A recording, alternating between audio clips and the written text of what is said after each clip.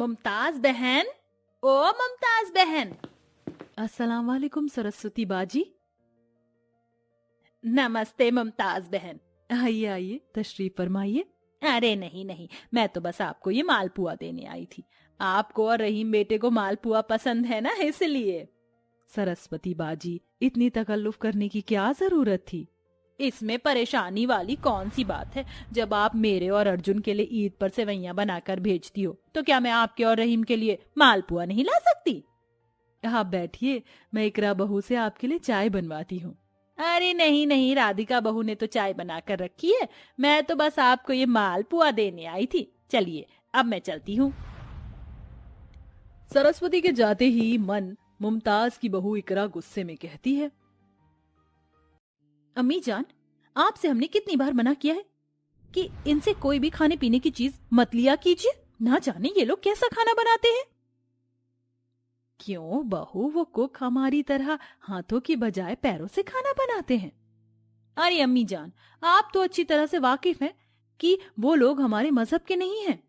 इकरा बहू, फिर तो तुम्हें इस घर में भी नहीं रहना चाहिए। इस घर को जिन मजदूरों ने बनाया वो भी हमारे मजहब के नहीं थे। जो तुम दाल रोटी सब्जी खाती हो, उनकी खेती भी जरूरी नहीं हमारे मजहब के लोग करें। इसलिए अब से तुम्हें ना ही तो इस घर में रहने की जरूरत है और ना ही खाना खाने की, ठीक है? अपनी सास मुमताज का ऐसा जवाब सुन इकरा मुंह बनाते हुए अपने कमरे में चली जाती है। वहीं दूसरी तरफ, आ गई माँ जी, उन लोगों को मेरे हाथ का बना हुआ मालपुआ देकर। बोल तो ऐसे रही है कि मैं तेरे हाथ का बना हुआ मालपुआ नहीं, बल्कि तेरी सारी जायदाद उन लोगों को दे आई हूँ।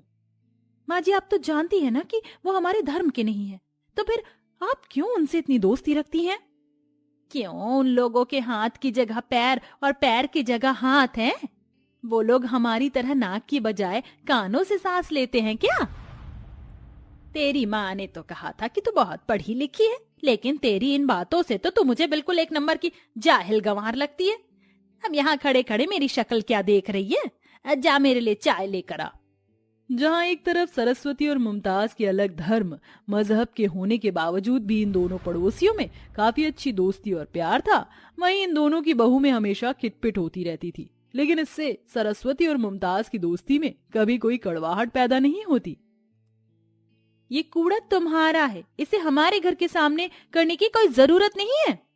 नहीं, ये कूड़ा हमारा नहीं बल्कि तुम लोगों का है। इसे हमारे घर के सामने से उठाओ और ले जाओ। तुम्हारा कूड़ा मैं क्यों उठाऊं? तुम खुद उठाओ, ये तुम्हारा कूड़ा है। अपनी अपनी बहू के चिल्लाने की आवाज सुन सरस्वती और मुमताज घर से बाहर आ जाती हैं। अरे अरे, क्या हुआ? तुम दोनों को ऐसे क्यों लड़ रही हो? माँ जी देखिए ना, इस इकरा ने अपना सारा कूड़ा हमारे घर के सामने कर दिया और अब उठाने से मना कर रही है। नहीं अम्मी जान, ये झूठ बोल रही है, ये कूड़ा हमारा नहीं है। बुरा मत मानना मुमताज बहन, लेकिन मेरी बहू के साथ साथ आपकी बहू भी एक नंबर की मंदबुद्धि है। तुम दोनों को याद नहीं, कल शाम को तूफान आया था, उसी के साथ ये सारा कूड़ा उड़ता हुआ हमारे घर के सामने आ गया। सही कह रही हो सरस्वती बाजी, शरीर तो घोड़े जितना बड़ा हो गया लेकिन अकल गधे जितनी है। अब यहाँ खड़े खड़े हमारी शक्ल क्या देख रही हो? जल्दी से ये सारा आंगन साफ करो। तेरा कूड़ा के चक्कर में अब दोनों बहुओं को अपने अपने आंगन की पूरी सफाई करनी पड़ती है और दोनों का ही पोपट हो जाता है। ऐसे ही दिन बीतने लगते हैं और अब रमजान का पाक महीना शुरू हो जाता है, जिसके चलते मुमताज और इकरा रोजे रखती हैं। या अल्लाह, मेरी कमर कितना दर्द कर रही है। मेरी भी कमर का कुछ ऐसा ही हाल है, लगता है हमने कुछ ज्यादा ही कपड़े धो लिए। वो तो ठीक है बहू, लेकिन अब इफ्तारी कैसे बनाएंगे? थोड़ी देर में रोजा खोलने का वक्त हो जाएगा। इतनी जल्दी हम लोग इफ्तारी का इंतजाम कैसे करेंगे? अरे जब सरस्वती है तो फिक्र करने की क्या जरूरत है। ये देखिए, मैं आप लोगों के लिए ये अफ्तारी का खाना लेकर आई हूँ। अरे बाजी, अफ्तारी नहीं, इफ्तारी।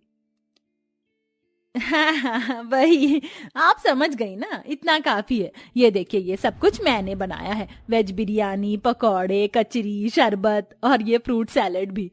जितना मुझे पता था उतना मैंने बनाया है। अरे बाजी, ये तो बहुत है हम दोनों के लिए। आपका बहुत बहुत शुक्रिया। आइए आप भी हमारे साथ आज इफ्तारी कीजिए। अम्मी जान, ये आप क्या कह रही हैं?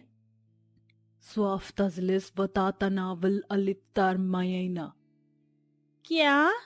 बहू तुम्हें हिंदी समझ नहीं आई इसलिए मैंने अरबी बोला। अब तो समझ आ गया होगा ना। ये हमारे साथ बैठकर ही इफ्तारी करेंगे। आइए सरस्वती बाजी।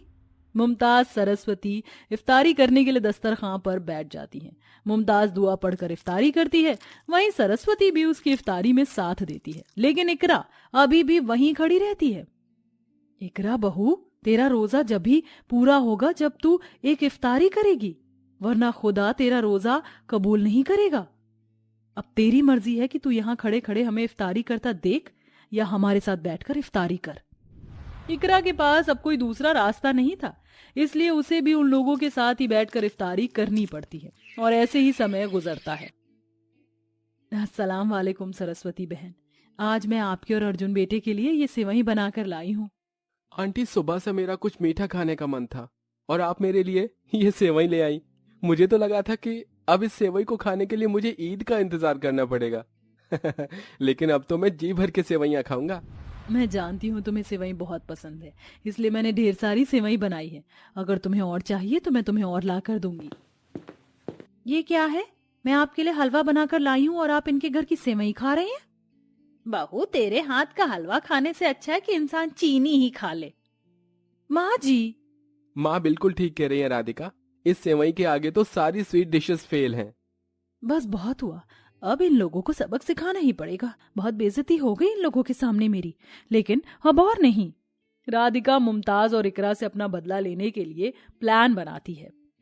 इस बाल्टी में गुलाल का रंग बिरंगा पानी है और इसमें है ढेर सारे पानी के गुब्बारे।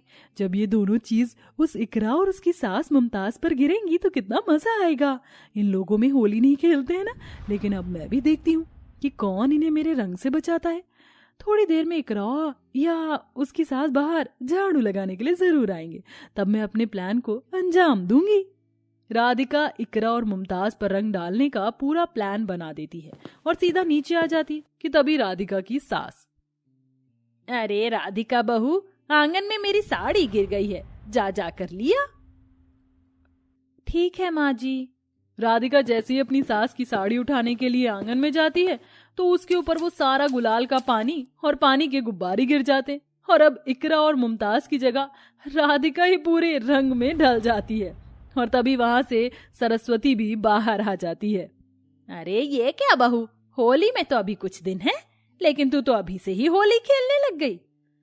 माँ जी, मैंने कोई होली नहीं खेली है। लगता है ये इकरा और उसकी सास की साजिश है। उन्होंने मेरे ऊपर गुलाल का पानी और गुब्बारे डाले हैं। भगवान से डर बहू, और कितना झूठ बोलेगी। ये पानी के गुब्बारे उन लोगों ने नहीं बल्कि मैंने तुझ पर डाले हैं। ये वही गुलाल का पानी और गुब्बारे थे जो तूने छत पर रखे थे इकरा और मुमताज बहन पर डालने के लिए। लेकिन माँ जी, ये सब आपने मेरे साथ क्यों किया? तुझे सबक सिखाने के लिए। तुझमें जरा भी शर्म नहीं है? उन लोगों का रमजान चल रहा है और तू उन लोगों पर ये सब डालना चाहती है। तू जानती है ना वो लोग होली नहीं खेलते हैं।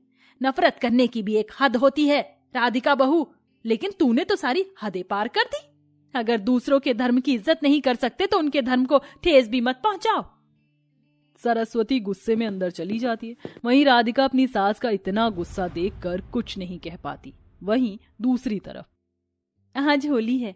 आज के दिन जब ये लोग जैसे ही अपना दरवाजा खोलेंगे तो अपने सामने इस चिकन बिरयानी को देखकर गुस्से से आग बबूला हो जाएंगे और फिर अम्मी जान और इनकी दोस्ती भी हमेशा हमेशा के लिए खत्म।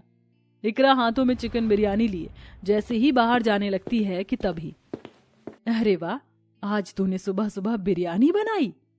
ला मुझे दे, बहुत जोरों की भूख लग रही है। लेकिन माँ जी, आपने अभी तो नाश्ता करा था। तो क्या हुआ, मैं दोबारा नहीं कर सकती? हाँ, लेकिन तुझे इतना पसीना क्यों आ रहे हैं? तो कुछ छुपा रही है क्या? नहीं अम्मी जान, मैं क्यों आपसे कुछ छुपाऊंगी।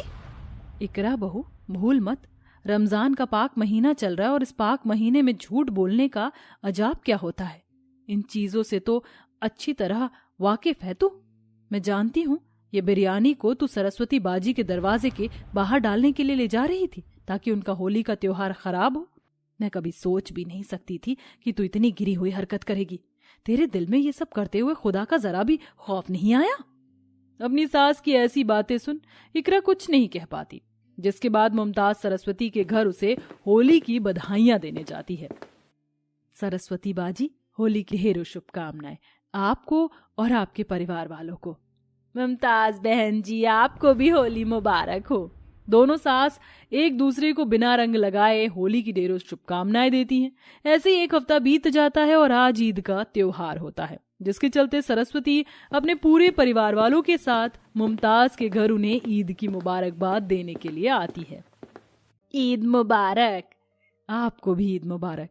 खुदा करे हमारी दोस्ती को किसी की भी नजर ना लगे। मेरी कोई बहन नहीं थी, लेकिन मैं जब से आपसे मिली हूँ तब से मुझे एक बड़ी बहन होने का एहसास होता है। अलग धर्म और मजहब से होने के बावजूद भी आज तक हमारी दोस्ती में कभी कोई दरार नहीं आई है और ना ही कभी आए। अपनी अपनी सास को एक दूसरे के लिए दिल में इतनी इज्जत मोहब्बत देखकर अब इकरा और राधिका एक दूसरे से लड़ाई करना बंद कर देती हैं। समय बीतने के साथ साथ अब दोनों सासों की तरह ही इकरा और राधिका के बीच की कड़वाहट भी कम होकर प्यार जागने लगता है।